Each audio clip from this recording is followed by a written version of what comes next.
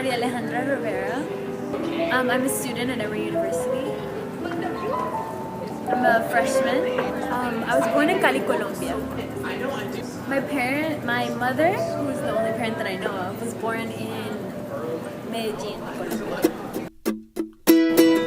I have lived in Miami, Florida, and Chattanooga, Tennessee.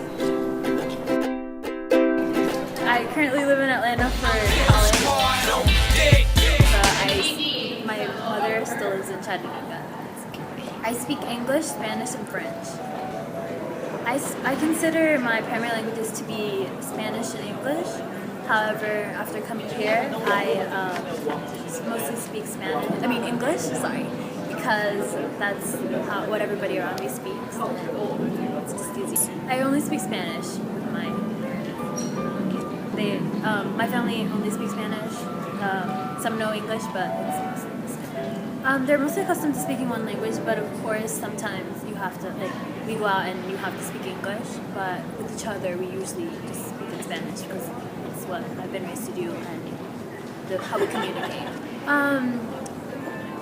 And in terms of social life, it was kind of difficult, to make new friends when I first moved here.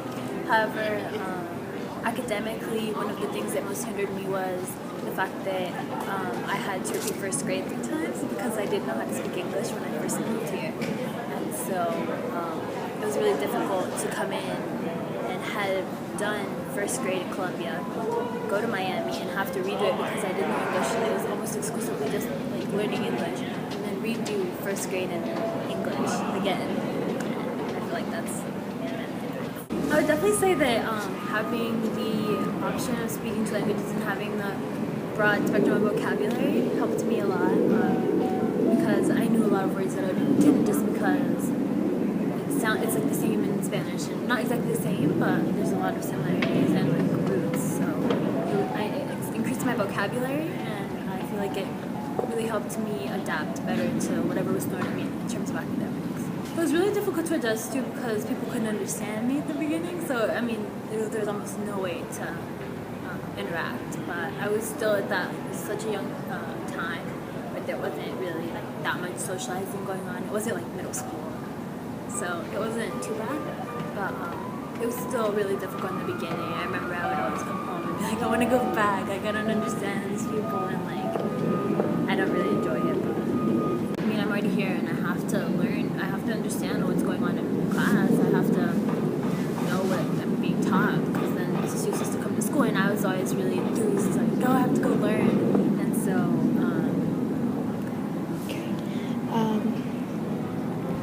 I was surrounded by both when I first moved, but it was my first exposure to English.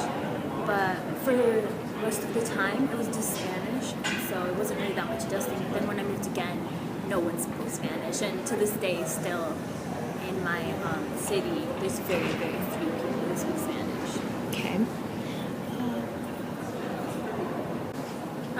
I think adjusting to the culture is definitely very different because, of course, the 2 cultures differ in values and many other things, interests.